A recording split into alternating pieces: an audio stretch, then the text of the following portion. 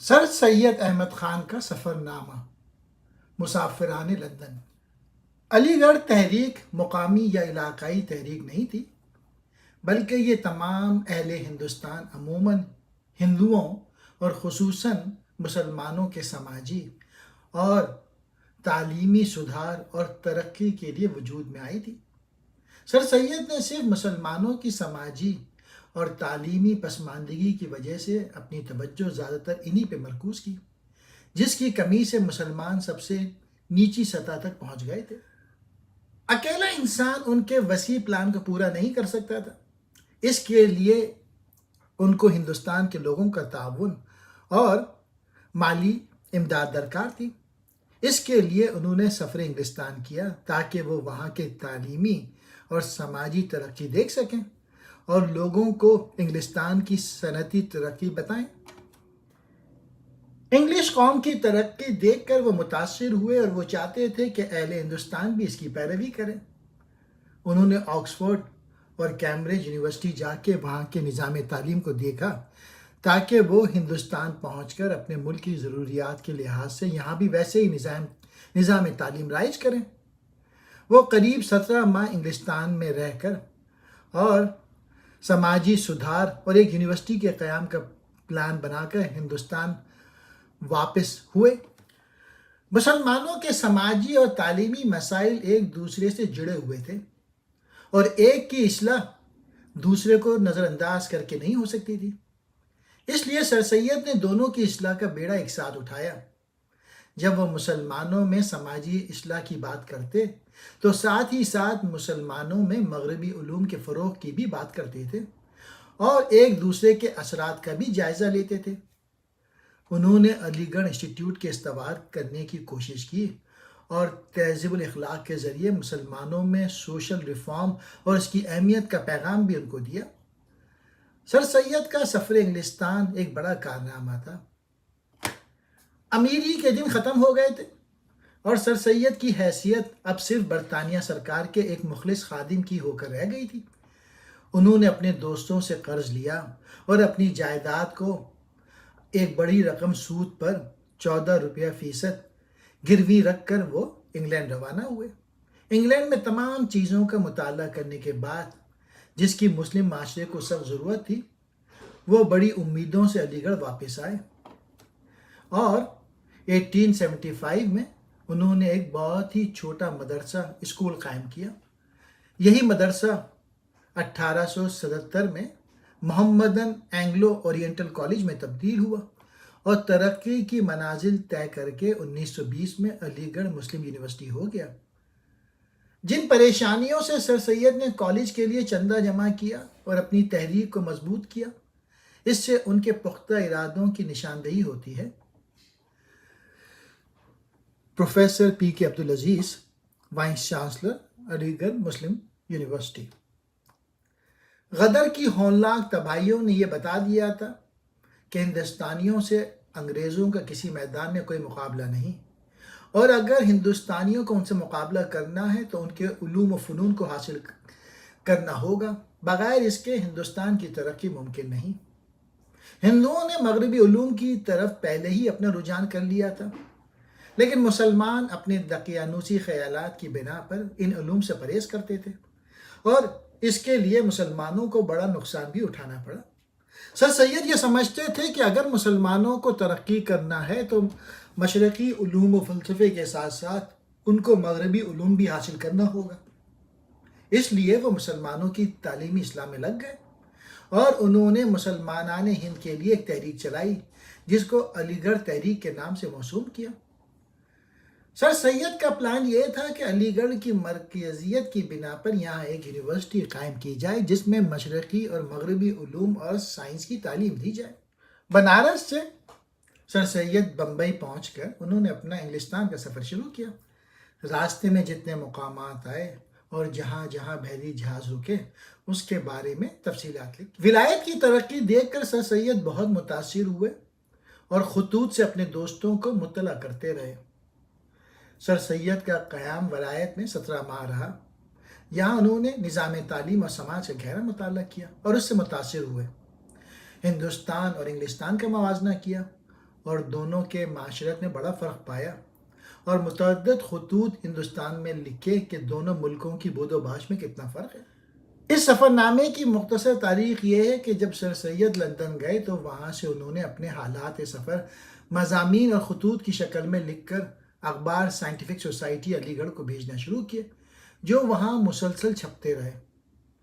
بعد میں انہوں نے انہی مضامین کو مرتب کر کے اپنے رسالہ تہذیب الاخلاق میں چھاپا۔ وہ بلند مقاصد جن کے لیے اس زمانے میں اور اس ماحول میں سر سید کو اتنا لمبا سفر اختیار کرنا پڑا وہ یہ ہیں: مسلمان بچوں کو جدید تعلیم سے روشناس کرانے کے لیے جس اعلیٰ پیمانے پر ایک اسلامی درسگاہ قائم کرنے کا سر سید کو خیال آیا، اس خیال کی عمدہ طور پہ تکمیل اس وقت تک نہ ہو سکتی تھی جب تک وہ خود ولائے جا کر وہاں کے طرز تعلیم اور اصول تدریس سے بذات خود واقفیت بہم نہ پہنچائیں۔ سر سید کا خیال تھا کہ چونکہ انگریز ہندوستان کے حاکم ہیں، اس لیے ان کی حکومت میں مسلمانوں کے لیے عزت سے رہنا اور اپنی تعلیم، معاشرے اور تہذیب میں ترقی کرنا اس وقت تک ممکن ہے جب وہ ان سے الگ رہنے کی پالیسی ترک کر کے مماثلت پیدا کریں، ان سے بیگانہ رہنے کے بجائے باہم محبت سے رہیں، جو اچھی باتیں ہیں ان کی تقلید کریں تاکہ انگریز بھی ان کو معزز، شریف اور تعلیم یافتہ سمجھے۔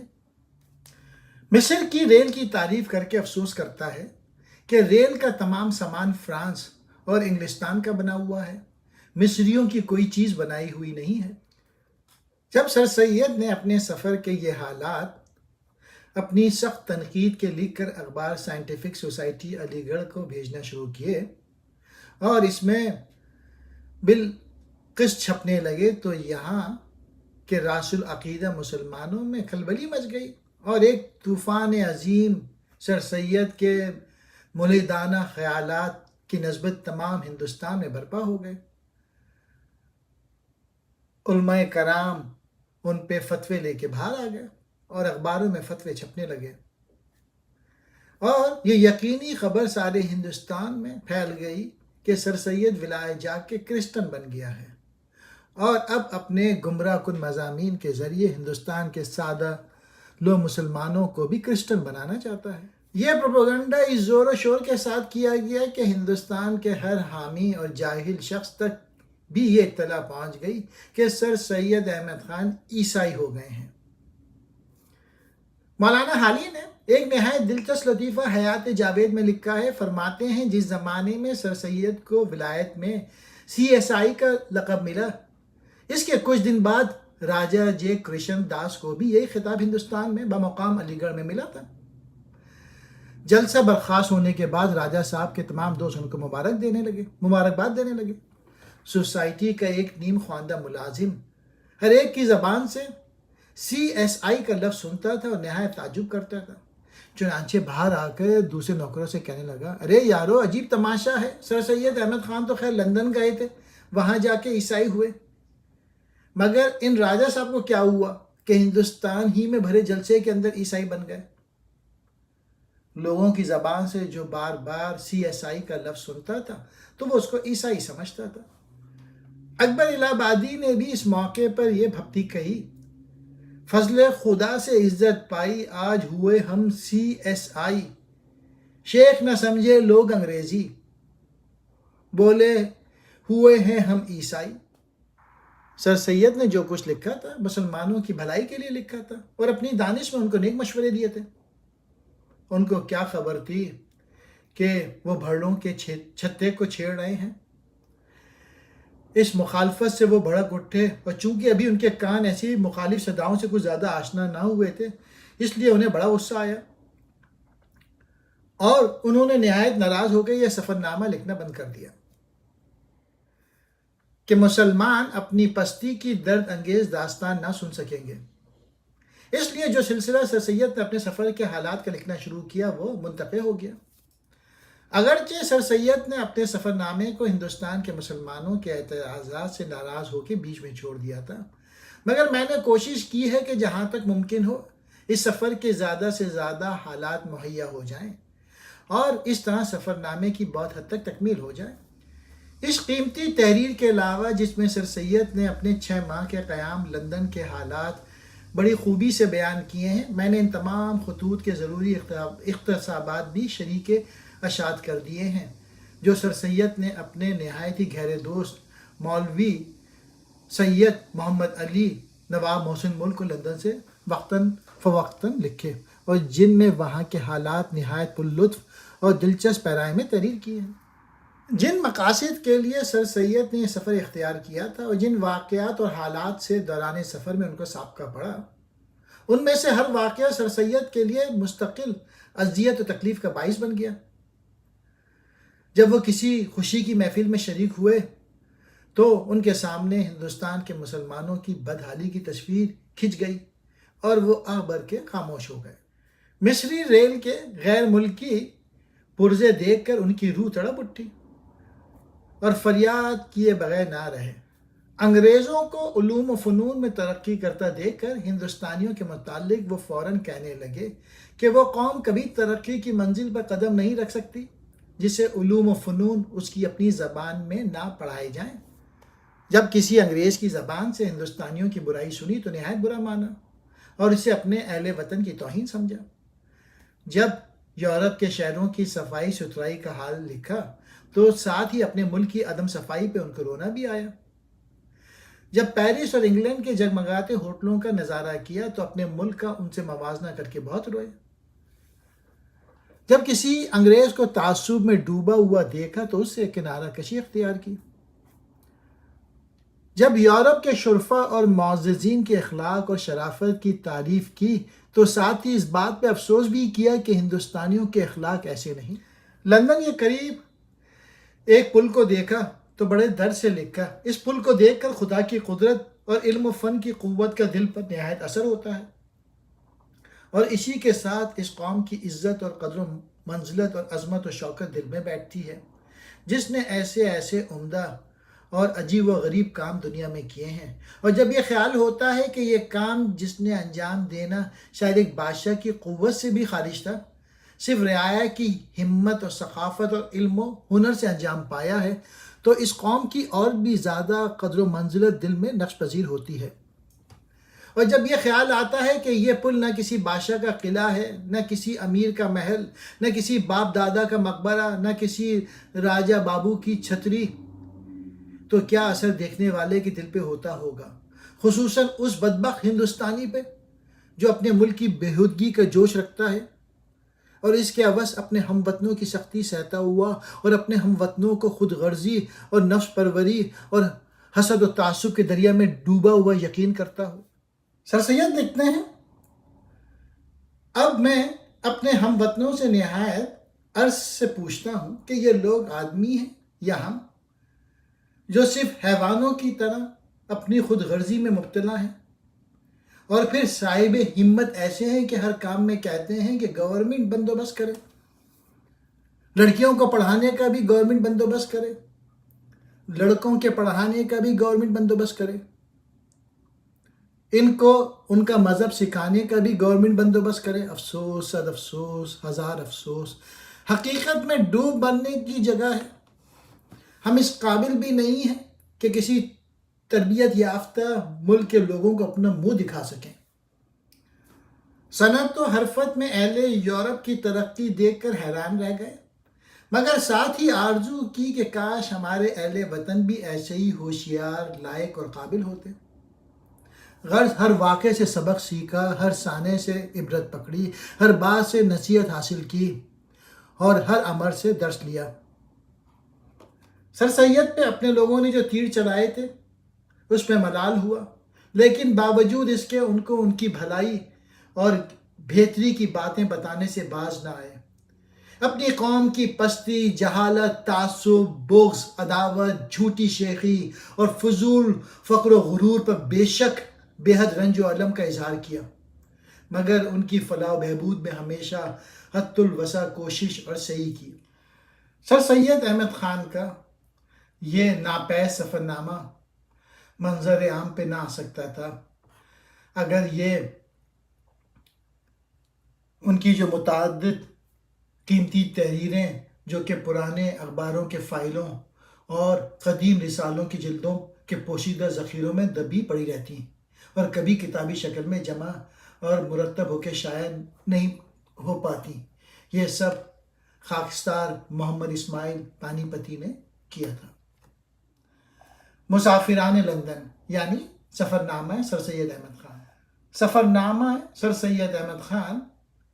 ہمارے ایک دوست نے ہم سے فرمائش کی ہے کہ ہم اپنے سفر لندن کا حال جہاں تک کہ ہم نے لکھا ہے تہذیب الاخلاق میں چھاپ دیں تاکہ وہ بھی بطور ایک سفر نامے کے تہذیب الاخلاق کے ساتھ یکجا ہو جاوے۔ آغاز سفر بنارس سے روانگی، اس کے بعد الہ آباد میں قیام۔ پکی ہوئی مرغی کی نسبت مولوی مہندی علی صاحب نے دریافت کیا کہ مسلمان کی ضد کی ہوئی ہے یا نہیں۔ معلوم ہوا کہ مسلمان کی ضد کی ہوئی ہے۔ اس کے بعد ہم جبل پور پہنچے۔ 3 دن اور 3 رات برابر چلے اور ایک سخت مشقت اٹھا کر 6 اپریل کی شام کو ناگپور پہنچے اور ریل کے اسٹیشن کے پاس جو ایک چھوٹا سا اسٹیشن ہے گئے۔ وہاں دیکھا کہ تمام کمرے انگریزوں اور میمنوں اور بچوں سے بھرے ہوئے ہیں۔ ایک چھوٹا سا کمرہ کونے کا اور گودام کے مکانوں میں کمرہ جس کو مسافروں کے ٹھہرانے کے لیے درست کر لیا تھا خالی ہے۔ ہم نے انہی کو غنیمت سمجھا اور اسی میں رک گئے۔ الہ آباد سے جبل پور تک کا راستہ۔ میں کبھی الہ آباد سے جنوب کی طرف نہیں گیا تھا۔ جب کہ ہم نے الہ آباد آدھی رات کے بعد چھوڑا اور صبح کو آنکھ کھلی تو ایک نئے قسم کا ملک اور نئے طرح کی سرزمین دکھائی دی۔ تمام زمین کالی پتھریلی تھی، جا بجا پہاڑوں کے ٹیلے اور کہیں کہیں قطاریں نظر پڑنے لگی۔ پتھر کی شہر پناہ بھی بہت خوبصورت معلوم ہوتی تھی۔ سب سے اونچے پہاڑ کے ٹپے کی چوٹی پر مہیر دیوی کا مندر تھا، جس کے نام سے یہ بستی کہلاتی ہے یا بستی کے نام سے وہ دیوی پکاری جاتی ہے۔ اس کے بعد جبل پور سے ناگپور تک کا سفر۔ جبل پور سے ناگپور تک کا سفر بڑی تکلیف میں طے ہوا۔ اس کی وجہ یہ تھی کہ بیلوں پر سفر کرنا تھا اور بڑھیا آہستہ آہستہ چلا رہی تھی۔ کھانے کی بھی راستے میں بڑی تکلیف تھی اور پانی کی اس سے بھی زیادہ، کیونکہ خشک سالی کی وجہ سے کنویں خشک ہو گئے تھے۔ اور پھر ناگپور سے بمبئی ہم ریل پہ سفر کر کے آئے۔ اس کے بعد انہوں نے بمبئی ریلوے کی حالت بتائی جو کہ بہت بری تھی۔ ہمیں ہر جگہ غریبی اور روپے کی تنگی پائی گئی۔ ہندوستان میں اسٹیشنوں پر پانی کی سبیلوں کا انتظام اور اپنے اہل ملک کی حالت پہ افسوس۔ سیٹھ ساکر نے اس اسٹیشن پہ دھرم کے لیے سبیل بنائی ہے اور پانی پلانے کا بندوبست کیا تاکہ مسافروں اور بالخصوص ہندوؤں کو تکلیف نہ ہو، اور اسی سبب سے ایسا عمدہ سامان اور ایسا اچھا ٹھنڈا پانی ہے۔ جبل پور سے بمبئی تک تمام جنگل اور پہاڑ نہایت بے رونق تھے۔ درختوں میں ایک پتا بھی نہ تھا، صرف سوکھی شاخیں دکھائی دیتی تھی، گھاس بھی خشک ہو گئی تھی۔ سامنے جنگل اور پہاڑ نہایت بھیانک اور وحشت خیز معلوم ہوتے تھے، مگر لوگ کہتے ہیں کہ برسات میں اور اچھے موسم میں بہت خوشنما اور سرسبز ہو جاتے ہیں۔ ذکر شہر بمبئی۔ بمبئی نہایت عمدہ اور نفیس شہر ہے، نہایت بڑی تجارت گاہ ہے۔ کوئی بھی اس شہر میں ہندوستانی شہر کی نہیں ہے، بالکل ایک انگریز شہر معلوم ہوتا ہے۔ تصویروں میں جو انگریزی شہروں اور بازاروں کے نقشے دیکھتے ہیں ہو بہو اس وضع اور اس خطہ کا شہر ہے۔ صفائی بھی اچھی ہے۔ تمام شہر میں اور تمام مکانوں میں گیس کی روشنی ہے، مگر کلکتے کی روشنی گیس کی یہاں سے زیادہ عمدہ ہے۔ ہر مکان میں تالاب کا میٹھا پانی نل اور پمپ کے ذریعے سے پہنچتا ہے۔ بمبئی کے میمن اور پارسی۔ اس شہر میں غالباً تمام ملکوں کے لوگ موجود ہوں گے، مگر میمن اور پارسی یہاں کے بڑے امیر آدمی ہیں اور سوداگروں میں سیٹھ کا لقب نہایت معتبر و معزز گنا جاتا ہے۔ بڑے بڑے پارسی بھی اپنے نام کے ساتھ سیٹھ کا لفظ لگاتے ہیں۔ پارسیوں کی ترقی۔ غرض یہ کہ بمبئی میں مجھ کو پارسی بہت پسند آئے۔ انہوں نے نہایت عمدہ طرح سے قومی ترقی شروع کی ہے، اور جس طرز پہ کہ بنگالیوں نے قومی ترقی شروع کی ہے۔ میری دانش میں پارسیوں کا طرز اس سے نہایت عمدہ اور قابل تعریف ہے، مگر افسوس کہ مسلمان ہر جگہ سب سے پیچھے ہیں۔ وَتُعِزُّ مَن تَشَاءُ وَتُذِلُّ مَن تَشَاءُ، شکل پانی کے جہاز کا جس میں سر سید نے سفر کیا۔ یہ نہایت عمدہ جہاز ہے، لندن میں بنا ہے، 1863 میں بننا شروع ہوا تھا اور 1864 میں تیار ہو کے سمندر میں ڈالا گیا۔ 300 فٹ لمبا اور 48 فٹ چوڑا اور 26 فٹ گہرا ہے۔ 52,444 من بوجھ اٹھاتا ہے۔ کسی کمرے میں 1، کسی میں 2، کسی میں 3، کسی میں 4 پلنگ ہیں۔ جو کمرہ ہم کو ملا تھا اس میں 4 پلنگ تھے، 2 نیچے اور 2 ان کے اوپر۔ کمرے میں ایک چھوٹی سی کھڑکی سمندر کی طرف ہوا کے آنے کو ہے اور اس میں سمندر کی سیر بھی بخوبی ہو سکتی ہے، مگر مشکل یہ ہے کہ شدت ہوا یا طوفان کے وقت یہ کھڑکی بند کر دی جاتی ہے تاکہ کمرے میں پانی نہ آوے۔ پانی کے جہاز میں دن رات چلتے چلتے 17 اپریل 1869 کو 7:30 بجے عدن پہنچے۔ ہندوستان میں انگریزوں کا مزاج مختلف تھا، لیکن جہاز میں سب کا مزاج نہایت اچھا اور با اخلاق۔ اکثر انگریز نہایت اخلاق و مہربانی سے پیش آتے ہیں۔ صبح کو اگر ہم خیال نہیں ہوتا تو خود پہلے گڈ مارننگ کہتے ہیں، ہر موقع پہ تھینک یو کہتے ہیں۔ لیفٹیننٹ جی لارنس صاحب یہ بھی میرے ساتھ پانی کے جہاز میں تھے اور لندن جا رہے تھے۔ انہوں نے مجھ سے پوچھا، بلکہ کہا کہ مدراس کے علاقے میں جو لوگوں سے پوچھتا ہوں تو وہ کہتے ہیں کہ دنیا میں 3 مذہب سچے ہیں، ہندو، عیسائی، مسلمان۔ کیا یہ بات تمہارے نزدیک بھی سچ ہے؟ یہ سوال کرتے ہی خود ہی جواب دیا کہ میرے نزدیک تو صحیح نہیں، کیونکہ صحیح مذہب صرف ایک ہی ہوگا۔ میں نے کہا ہاں، متعدد مذہب جو مختلف اصولوں پر مبنی ہوں گے سب صحیح نہیں ہو سکتے، بلکہ سب مذہبوں میں صرف ایک ہی مذہب صحیح ہوگا، یا مختلف اصولوں میں ایک ہی اصول مذہب صحیح ہوں گے۔ اس پر بولے کہ میرے نزدیک عیسائی مذہب بالکل سچا اور صحیح ہے۔ میں نے کہا کہ ہر شخص اپنے مذہب کو ایسا ہی سمجھتا ہے۔ کہنے لگے کہ اور ٹھیک نہیں سمجھتا۔ سر سید نے کہا، آپ کے خیال کے صحیح ہونے اور اوروں کی سمجھ کے غلط ہونے کی کیا دلیل ہے؟ کہنے لگے کہ دیکھو عیسائی قوم نے کیا کچھ کیا، انگریزوں نے تمام دنیا کی قوموں سے زیادہ خدا کی مہربانی حاصل کی ہے، علم اور ہنر جیسا کہ ہمارے پاس ہے دوسری قوم کے پاس نہیں۔ ہم ہی کو خدا نے حکمت عطا کی ہے۔ دیکھو اس پانی کے جہاز کو، کیا کسی دوسری قوم نے بنایا ہے؟ اور یہ کس کی حکمت سے چلتا ہے؟ ریل گاڑی کی حکمت اور طاقت تم نے بخوبی دیکھی ہوگی۔ فوج کی اور جنگ کی بادشاہی قوت تمام دنیا میں ہماری ہی ہے اور کسی کی نہیں۔ اگر اور کوئی مذہب سچا ہوتا تو خدا اس پر اس طرح مہربان ہوتا۔ میں نے کہا کہ یہ سب باتیں دنیا کے کاموں سے متعلق ہیں، ان سے اور مذہب کے سچے یا جھوٹا ہونے سے کچھ واسطہ نہیں۔ پھر میں نے کہا، یعنی سر سید نے کہا، دیکھو خدا تعالیٰ نے اپنے نیک بندے ایوب کو اور پیارے جیزس کرائسٹ یعنی حضرت عیسیٰ علیہ السلام کو دنیا میں ذرا بھی جگہ نہ دی۔ نیک بندوں کے لیے دنیا نہیں ہے بلکہ دوسری زندگی کی نعمت ہے۔ یہ سن کر تھوڑی دیر چپ رہا۔ میں سمجھا کہ اب بات ختم ہوئی، اس لیے کہ آپس کی صحبت اور ملاقات میں مذہبی گفتگو کو نہایت ناپسند کرتا ہوں، بلکہ برخلاف اخلاق کے سمجھتا ہوں۔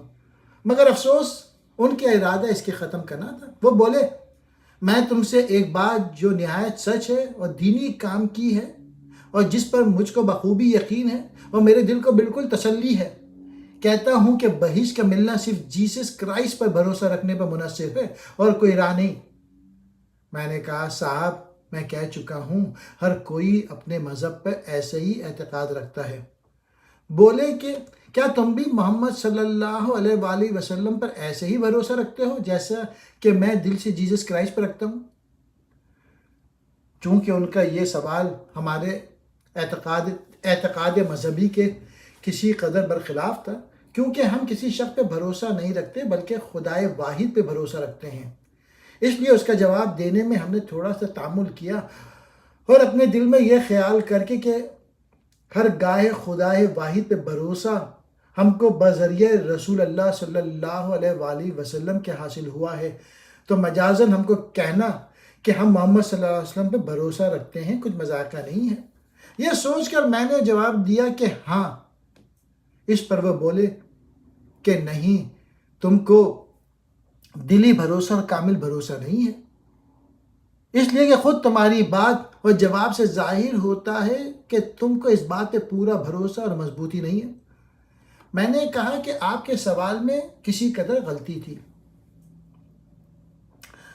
سنیے کہ مجھ کو اس بات پر کہ بہشت اور نجات حاصل ہونے کے لیے بجز اس کے کہ ایک خدا پر دل سے اعتقاد رکھنا اور اسی ایک کو پوجنا جس طرح کہ ہمارے سچے پیغمبر محمد صلی اللہ علیہ وآلہ وسلم نے بتایا، اور کوئی راستہ نہیں۔ اور میں اس بات پہ ایسا یقین رکھتا ہوں جیسا کہ اس روشن ستارے کے جو ہماری آنکھ کے سامنے ہے دیکھ رہا ہوں۔ یہ سن کر وہ خاموش ہو گئے، تھوڑی دیر چپ بیٹھے رہے اور پھر اٹھ کے چلے گئے۔ جہاز میں عیسائیوں کی نماز۔ جہاز میں بھی اتوار کے دن اس طرح نماز ہوتی ہے جیسے خشکی میں۔ دستور ہے کہ اگر کوئی پادری جہاز میں نہ ہو تو جہاز کا کپتان نماز پڑھاتا ہے۔ جہاز کی چھت پہ سب انگریز جمع ہو گئے اور کرسیوں اور بینچوں پہ بیٹھ گئے اور موافق اپنے دستور مذہب کے نماز ادا کی۔ میں بھی اسی مقام کے قریب جہاں نماز ہوتی تھی خاموش مؤدب کھڑا تھا اور کبھی ٹہلنے لگتا تھا، کیونکہ خدا کا نام ہر طرح ادب کے لائق ہے، اور نماز کے ادا کرنے کو دیکھ رہا تھا اور خدا کی بے نیازی کے شان پہ خیال کرتا تھا کہ عجیب بے نیاز اور مستغنی ہے۔ سر سید احمد خان نے یہاں پہ نماز سے مراد کرسچنز کی سنڈے میں جو عبادت کرتے ہیں اس کو یہاں پہ کہا ہے۔ اس کو جہازوں کی آپس میں بات چیت کا طریقہ، یہ بات عجیب اور دلکش ہے کہ ایک جہاز دوسرے جہاز سے باوجود میلوں کے فاصلے کے بات چیت کرتے ہیں۔ جہاز میں ٹھیک راستہ چلنے کے لیے متعدد قطب نما لگے ہوئے ہوتے ہیں۔ ایک جگہ کپتان یا افسر رات برابر کھڑے رہتے ہیں اور ہر دم قطب نما کے درجے دیکھتے رہتے ہیں۔ اگر ذرا بھی جہاز کا رخ غلط پھرا، اسی وقت کپتان کے جہاز نے اس کا رخ صحیح سمت پہ پھروا لیا۔ سرزمین عرب کا دکھائی دینا۔ 6 دن اور 6 رات اسی طرح پانی میں چلے گئے۔ تب اپریل روز جمعے کو علیہ صبح بعد نماز فجر زمین مقدس سے عرب دکھائی دی۔ ہم کو اسے دیکھ کر بڑی خوشی ہوئی اور میرے دل میں خیال گزرا کہ سبحان اللہ، اسی وادی میں اللہ تعالیٰ نے ایسا نبی آخر الزماں پیغمبر پیدا کیا۔ میں اسی خیال میں تھا۔ ہمارے محسن و شفیق میجر ڈاڈا صاحب نے مجھ سے آن کے کہا، پیغمبر کی زمین دیکھی؟ میں نے کہا ہاں دیکھی۔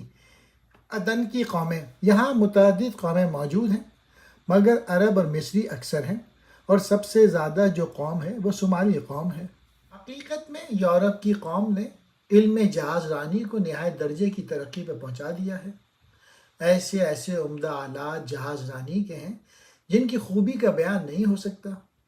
جس زاویے پر چاہتے ہیں سمندر کی سطح پہ جہاز چلاتے ہیں۔ بحر قلزم میں جہاز کا چلنا۔ صبح سے پھر ہم نے دریائے ناپید کنار دیکھنا شروع کر دیا۔ 2 دن بعد پھر پہاڑ و زمین دکھائی دینی شروع ہوئی، اور جو چلتے گئے ایک طرف عرب کا کنارہ اور دوسری طرف افریقہ کا کنارہ برابر دکھائی دینا شروع ہوا۔ دونوں کناروں کے پہاڑ نہایت خوشنما معلوم ہوتے تھے اور عجیب کیفیت دکھائی دیتی تھی۔ سب سے زیادہ عجیب بات یہ تھی کہ دونوں طرف کے پہاڑوں پہ کوئی درخت اور ذرا سا بھی سبزہ اور مطلق آبادی نہ تھی۔ ویران جنگل اور بے آب و بے برق و شجر پہاڑ، تمام علوم و فنون اپنی زبان میں ہونے کا بشدت احساس۔ اگر آج انگریزی زبان میں تمام علوم و فنون نہ ہوتے بلکہ لیٹن میں یا فارسی یا عربی میں ہوتے تو آج تک تمام انگریز ایسے ہی جاہل اور بے علم اور لاکھوں ناخواندہ ہوتے جیسا کہ بد نصیبی سے ہم لوگ ہندوستان میں جاہل ہیں، اور آئندہ کو بھی جب تک کہ تمام علوم و فنون ہماری زبان میں نہ ہوں گے جاہل اور نالائق رہیں گے اور کبھی عام تربیت نہ جبل سینا۔ اسی دن ہم کو حضرت موسیٰ علیہ السلام کا پہاڑ یعنی جبل سینا دور سے دکھائی دیا اور دوربین کے ذریعے سے کسی قدر کیفیت اس کی معلوم ہوئی۔ سنا ہے اس کی چوٹی پہ کسی رومن کیتھولک پادری کا ایک بہت قدیم گرجا پہنچنا۔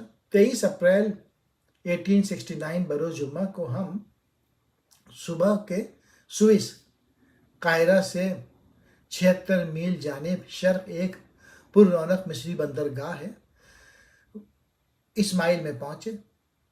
جہاز نے لنگر کیا اور ہم سب جہاز پر سے اترے۔ وہاں شہر کی سیر کرنے اور سوئس کی نہر، یہ مشہور تاریخی نہر سر سید کے وہاں جانے سے صرف 8 دن پہلے 15 اپریل 1869 کو مکمل ہوئی تھی، اور نہر کا ہزاروں لاکھوں من ملبہ ابھی اسی طرح سے پڑا تھا، مگر ابھی نہر کا افتتاح نہیں ہوا تھا جو 17 نومبر 1869 کو ہوا۔ نہر 87 میل لمبی اور 140 فٹ چوڑی ہے اور اس کی تیاری پر 30 کروڑ روپیہ خرچ ہوا تھا۔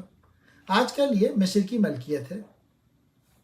بہت سے انگریز انہی گدھوں پر سوار ہو کے گئے۔ گدھے والوں نے جہاں دیکھا کہ گدھا کرائے کو چاہتے ہیں اور 10-10 12-12 آدمی اپنے اپنے گدھے لے کر دوڑے اور ہر شخص ایک کے گدھے کو دھکا دے کر ہٹاتا ہے، اپنے سامنے کرتا ہے اور چلاتا ہے کہ ڈونکی سر ڈونکی سر ڈونکی سر، یعنی صاحب گدھا، اور کبھی یہ کہہ کے چلاتا ہے ویری گڈ ڈونکی سر، ویری گڈ ڈونکی، یعنی صاحب بہت اچھا گدھا ہے، صاحب بہت اچھا گدھا۔ جب تک وہ کسی نہ کسی گدھے پہ سوار نہ ہو لیں اس وقت تک وہ اسی آفت میں پڑا رہتا ہے۔ شہر سوئس کے بازاروں کی سیر، تھوڑی دیر تک ہم سمندر کے کنارے اور ہوٹل کی سیر کی اور پھر شہر کی سیر کو گئے۔ ایک بہت چھوٹا سا تنگ بازار دیکھا، ہر قسم کے لوگ، مصری اور ترکی اور جرمنی اور یونانی دکاندار وہاں تھے اور بہت سے آدمی عربی بولتے تھے۔ رات کو ہم سب ریل میں سوار ہوئے۔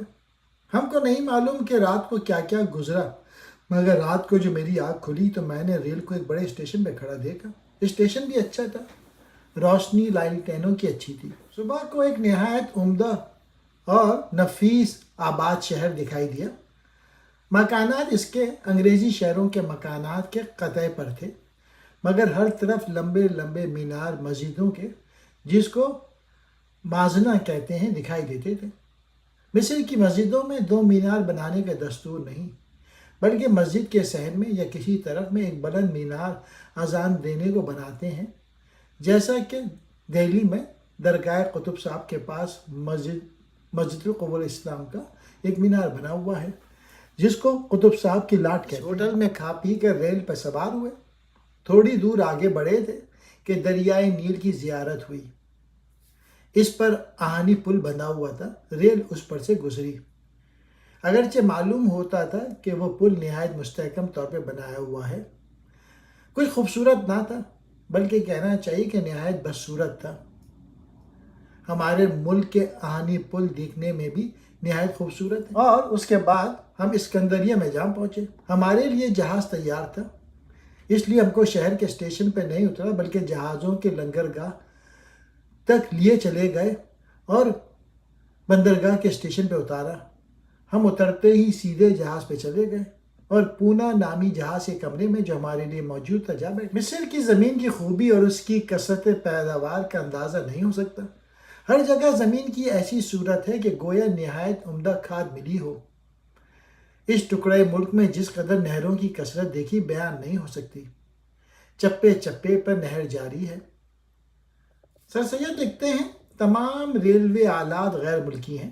مصر کی ریل کے کارخانے میں جو چیز کے قابل غور تھی وہ یہ کہ تمام گاڑیاں اور پمپ اور پانی دینے کے ستون اور ریل کی سڑک اور ہر قسم کی کلین جو کچھ کے ریل کے کارخانوں میں درکار ہوتا تھا، یہاں تک کہ لوہے کی ایک کیل بھی، وہ سب انگلستان یا فرانس کا بنایا ہوا تھا۔ ان میں سے کوئی چیز بھی مصر یا ترکستان کی بنی ہوئی نہیں۔ مصریوں اور ہندوستانیوں میں فرق، البتہ بنسبت ہندوستان کے مصر والوں کی اس قدر تعریف کرنی چاہیے کہ وہ خود ان چیزوں سے کام کرنے اور کام لینے کے لائق ہیں۔ ہندوستانی بدبخت اس لائق بھی نہیں ہوا۔ تمام علوم و فنون کی تعلیم اپنی ملکی زبان میں ہونی چاہیے، اور جب تک کہ تمام علوم و فنون انہی کی زبان میں نہ ہوں گے اس وقت تک ہرگز لائق نہ ہوں گے۔ مصر والوں کی جو اس قدر لیاقت آئی ہے، صرف اس کا سبب یہی ہے کہ ان چیزوں سے کام لینے کے فنون انہی کی زبان میں ہیں۔ مصریوں میں صفائی کا فقدان۔ دوسری بات قابل افسوس کہ یہ تھی کہ تمام کارخانے بنسبت انگریزی کارخانے کے نہایت میلے کچیلے تھے۔ ریل کی سڑک اور اسٹیشنوں میں صفائی نہ تھی۔ لالٹینیں ایسی میلی تھیں کہ شاید مہینوں میں صاف ہوتی ہوں گی۔ یورپین لوگوں کی صفائی کی تعریف۔ بلا شبہ صفائی اور ہر کام میں خوبصورتی یورپ کے لوگوں کی طبیعت میں ماں کے پیٹ سے پیدا ہوتی ہے۔ اسکندریہ سے مارسیلز کو روانگی۔ 24 اپریل 1869 کو دوپہر کے قریب اسکندریہ سے ہم روانہ ہوئے۔ اب اسکندریہ سے یورپ شروع ہو گیا اور سردی ہونے لگی، اس لیے اس جہاز کے غسل خانے میں پانی گرم کرنے کی نہایت عمدہ تدبیر ہے۔ جہاز میں ڈاٹ صاحب کی نامناسب گفتگو۔ ڈاٹ صاحب نے کہا کہ ہاں، اب پیغمبر کا ملک چھوٹا اور کافروں کا ملک آیا۔ اگرچہ اس میں انہوں نے کوئی ایسی بات نہیں کہی تھی جس میں ہم کچھ برا مانتے، اور جو سخت یا نامناسب لفظ انہوں نے کہا وہ اپنی یا اپنی قوم کی نسبت کہا، مگر ان کا یہ طرز کلام مجھ کو نہایت ناپسند آیا اور طبیعت کو بہت ناگوار۔ نہر سوئس کے انجینئر سے ملاقات۔ تمام دنیا جانتی ہے کہ یہ صاحب وہ فرانسیسی انجینئر ہیں جنہوں نے نہر سوئس بنانے کی تجویز کی، اور باوجود تمام یورپ کے بڑے بڑے انجینئرز کہتے تھے کہ اس نہر کا بننا غیر ممکن ہے، مگر صرف اسی عالم اور دانا انجینئر کی تجویز تھی کہ بے شک بنے گی اور میں بناؤں گا۔ چنانچہ جیسے اس نے کہا تھا ویسے کر دکھایا، دو سمندروں کو ملایا اور سوئس کی نہر کو بنایا۔ ایسے شخص کی ملاقات سے جو دلیری اور جرت میں بھی ایسے ہی کامل ہے جیسا کہ اپنے فن میں اور حقیقت میں یکتا بے مثل و نظیر ہے، مجھے نہایت خوشی ہوئی، بلکہ میں نے اپنا فخر سمجھا۔ اٹلی اور سسلی کے مقامات جو راستے میں پڑے۔ اس سفر میں جو اسکندریہ سے مارسیلز تک ہوا، نہایت دلچسپ چیز دیکھنے میں آئی۔ 3 دن تک تو ہم نے بجس پانی کے اور کچھ نہیں دیکھا۔ اس کے بعد ہم کو سرزمین اٹلی اور سسلی، جن کو عربی میں اطالیہ اور سقالیہ کہتے ہیں، دکھائی دی۔ پھر جو آگے بڑھتے گئے نئے نئے اور عجیب عجیب شہر ہم نے دیکھے۔ ہمارے دائیں ہاتھ کو اٹلی کا کنارہ تھا اور بائیں ہاتھ کو سسلی کا، جزیرہ کورسیکا جہاں شہنشاہ نپولین اعظم پیدا ہوا تھا۔ اٹلی اور سسلی کے بعض خوشنما شہر۔ ان شہروں کی خوبی اور خوبصورتی جو ہم کو اٹلی کے کنارے پہ ملی بیان نہیں ہو سکتی۔ انگریز خطہ پر جو شہر آباد ہیں وہ فی نفس بہت خوبصورت ہیں، مگر ان شہروں کا سمندر کے کنارے پر پہاڑوں کی چوٹی پر ہونا ایسا لطف دیتا ہے کہ بیان میں نہیں آ سکتا۔ ایک زمانہ تھا کہ سسلی میں مدت تک مسلمانوں کی عملداری رہی تھی، مگر اس وقت کنارے پر سے ہم کو کوئی مکان مسلمانوں کی عملداری کا دکھائی نہیں دیا، مگر کوئی نہ کوئی نشان ضرور وہاں ہوگا۔ فرانسیسی شہر ٹولون میں پہنچنا اور فوجی مشق کا دلچسپ سکون سمندر۔ لوگوں نے ہم سے بیان کیا تھا کہ میڈیٹرینین یعنی بحیرہ روم میں موج بہت زیادہ ہے اور جہاز کو بہت حرکت ہوتی ہے اور اکثر طوفان بھی ملتا ہے۔ سمندر میں ہم نے ویل مچھلیاں متعدد دفعہ دیکھی، وہ نہایت خوشی سے پانی کے اوپر نکلتی ہیں اور پھر غوطہ مار جاتی ہیں، اور پھر انہیں مارسیل کی بندرگاہ کے متعلق بتایا ہے کہ وہ بندرگاہ پر سامان کی تلاشی کا طریقہ۔ مارسیل فرانسیسیوں کی عملداری میں ہے۔ تھوڑی دیر پہلے جہاز کے پہنچنے سے تمام صندوق اور باکس جس قدر تھے وہ جہاز کے تہہ خانوں میں سے نکال کے جہاز کی چھت پر رکھ دیے گئے، اور ہر ایک کے نام کا یا کسی حرف کا ٹکٹ ہر ایک شخص کے صندوقوں پہ لگایا دیا تھا۔ جب جہاز کنارے پہ پہنچا اسی وقت فرانسیسی افسر پرمٹ کے محصول لینے والے آئے اور سب صندوق ان کے سپرد ہو گئے۔ وہاں ان صندوقوں کو کھول کر تلاشی لیتے تھے۔ کوئی محصول مال تو نہیں ہے، مگر تلاشی نہایت نرمی اور آسانی سے لیتے تھے۔ اور پھر ہم بندرگاہ سے مارسیلز کے ہوٹل تک چلے۔ یہ پہلا یورپ کا شہر ہے جس کو ہم نے دیکھا۔ دیوالی میں جو روشنی ہندوستان میں ہوتی تھی اس کی کچھ بھی حقیقت نہ تھی جو روشنی یہاں پہ تھی۔ سڑک پر نہایت نفیس لالٹینیں گیس کی روشنی سے روشن. فرانس کی سلطنت کے شہروں میں مارسیلز کچھ بڑا شہر نہیں تھا. تھوڑے دنوں سے اس کی ترقی اور آبادی شروع ہوئی تھی. میوزیم یعنی عجائب گھر نہایت عمدہ اور خوبصورت مکان تعمیر ہوا ہے اور کسی قدر اس وقت بھی بن رہا تھا. زولوجیکل گارڈن، چڑیا گھر نہایت خوبصورت ہیں اور ہر قسم کے عجیب عجیب جانور وہاں میں موجود ہیں. مارسیل سے روانگی اور ہوٹل کا حسن انتظام. یکم مئی 1869 کو ہم مارسیل سے روانہ. مارسیلز میں تو جو کچھ تماشا تھا وہ سب انسان کی کاراگری تھی، مگر یہاں قدرت کی خوبی اور خوبصورتی اور انسان کی کاراگری اور عقل مندی نے مل کر عجب ہی کیفیت دکھائی تھی. اس ملک کی خوبی اور سرسبزی اور شادابی، چھوٹے چھوٹے ٹیلوں کی بلندی اور پستی اور گھٹے دار درختوں کی سرسبزی اور خوبصورتی دل کو لبھائی لیتی تھی. پیرس میں داخلہ. 2 مئی 1869 کو ہم پیرس میں داخل ہوئے. پیرس میں اتوار کو سب دکانیں اور سیر تماشا سب کھلے رہتے ہیں. دکانات اور مکانات اور بازاروں کو دیکھ کر حیران ہو جاتے اور تھکن کا خیال نہیں رہتا. مارسیل کا شاہی محل، اس کی دلکشی اور رنگائی اور اس کے عجائبات. ایک زمانے میں یہاں سے میدان تھا اور کچھ نہ تھا، اگر اب یہ خوبصورت محل، پودوں کی چمن بندی، ان تمام چیزوں کو دیکھ کر ہماری عقل حیران ہو گئی. ہم اندر محل میں داخل ہوئے. اس کی خوبی اور خوبصورتی بھی اور کمروں کی تقسیم اور وسعت نہایت عمدہ اور عجیب تھی. مگر سب سے زیادہ جو کام مصوری کا تھا، جس کا بیان آگے کروں گا، اس کو دیکھ کر ہمارا تو تصویر کا عالم ہو گیا. آنکھیں مل مل کے دیکھتے تھے کہ حقیقت میں یہ تصویر ہے یا سچ مچ سب لوگ زندہ موجود ہیں. ان تمام محل میں مصوروں کا کام بے نظیر. یہ تصویر خانہ نہیں ہے بلکہ قومی ہمت اور قومی جرت اور قومی شجاعت بڑھانے کا آلہ ہے. کوئی شبہ نہیں ہے کہ تمام قوم فرینچ کی جب ان تصویروں کو دیکھتی ہوگی اور اپنے بزرگوں کی بہادری اور شجاعت اور میدان جنگ میں مرنا اور اپنے تن بدن کو زخموں سے چور کرنا، ان کی ہمت اور شجاعت دگنی ہو جاتی ہوگی اور خون بڑھ جاتا ہوگا. ایک نہایت قابل اعتراض تصویر عبد القادر کی عورتوں کو گرفتار کرنے کی تصویر بنائی ہے.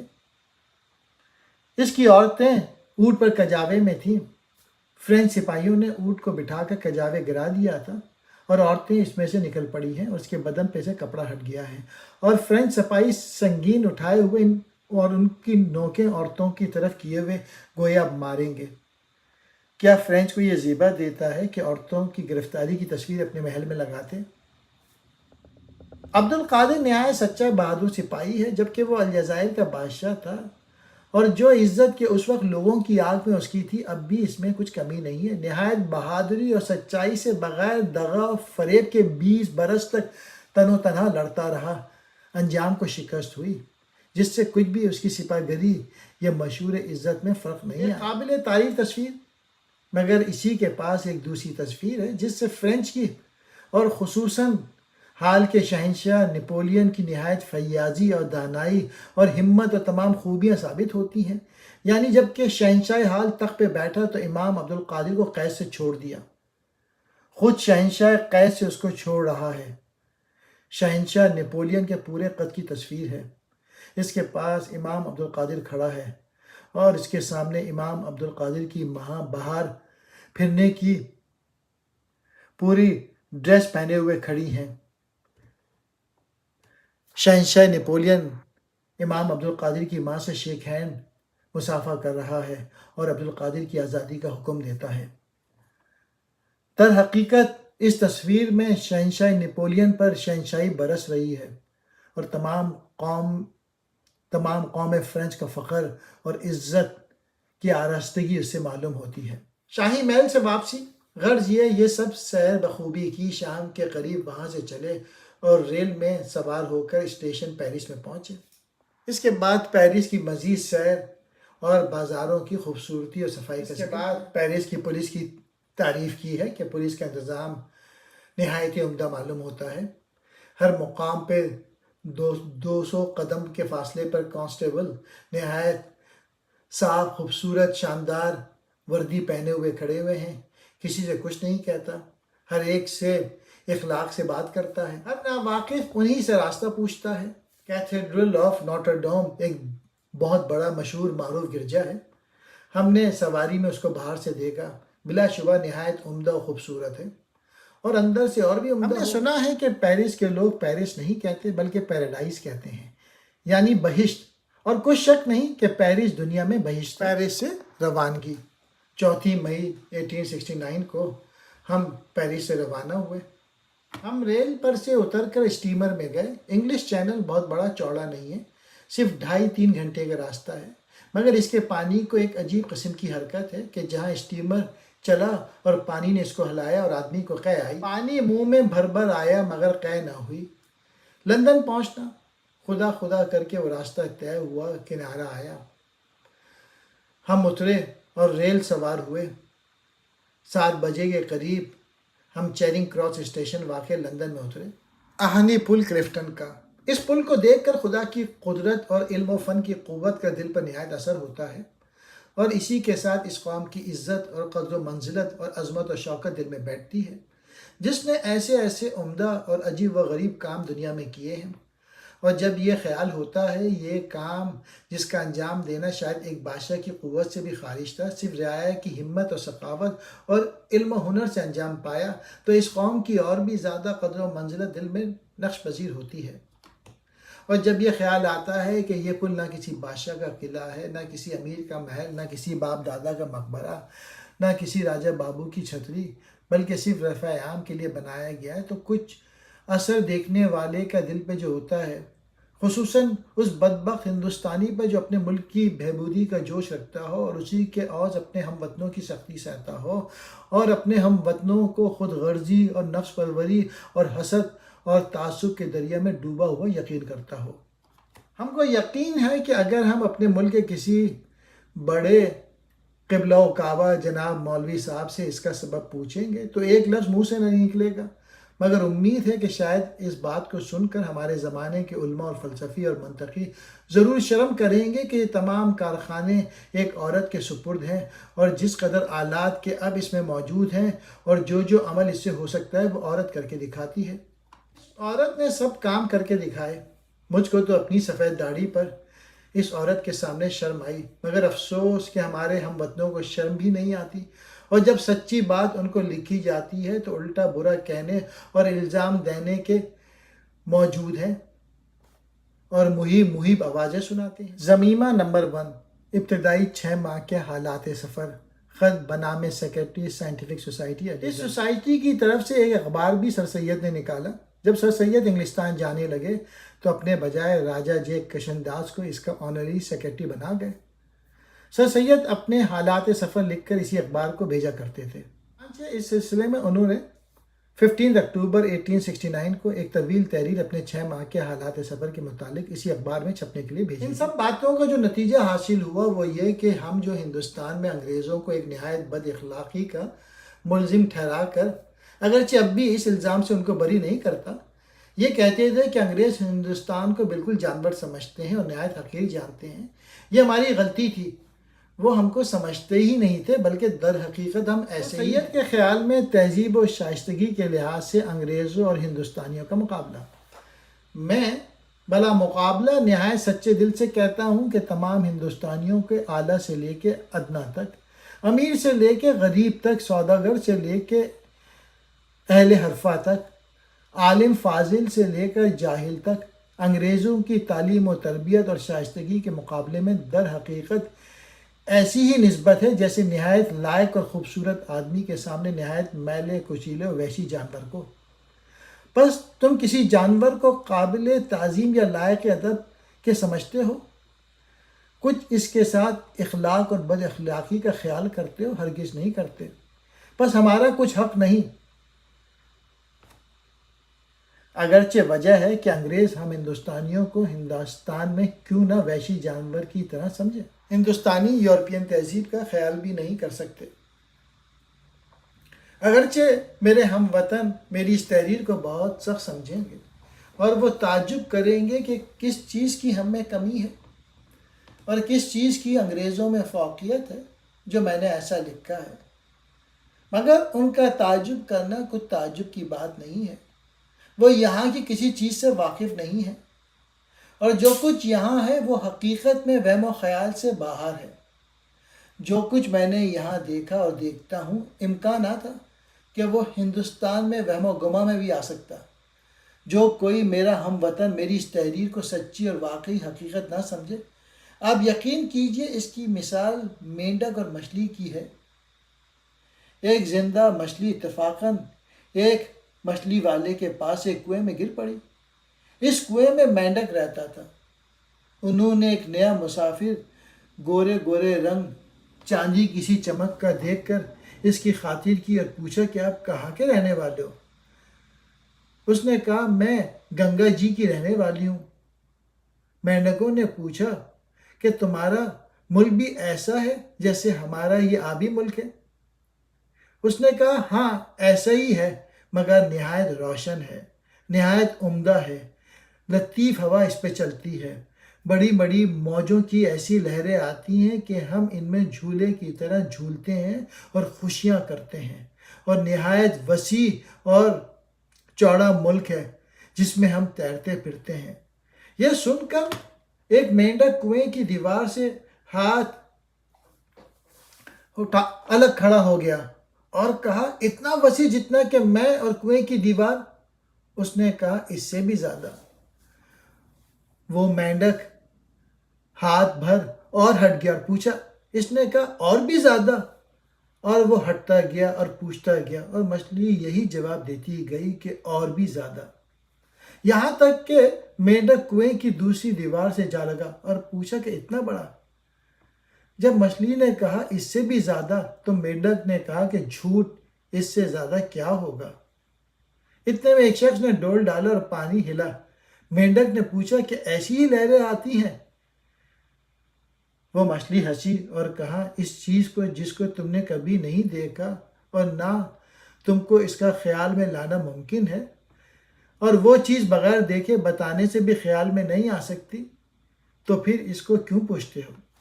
ساری خوبیاں یورپ میں جمع ہو گئی ہیں۔ تمام خوبیاں دینی اور دنیاوی جو انسانوں میں ہونی چاہیے وہ خدا تعالیٰ نے یورپ کو اور بالخصوص انگلینڈ کو محروم فنت فرمائی ہے۔ دینی خوبیوں سے میرا مطلب یہ ہے کہ جس دین کو وہ لوگ حق سمجھتے ہیں، ایسی خوبصورتی اور ایسی عمدگی سے اس کی تمام متعلقات کو پورا کرتے ہیں اور انجام دیتے ہیں کہ کسی ملک میں اور کوئی مذہب والے اس خوبی اور خوش اسلوبی سے انجام نہیں دیتا۔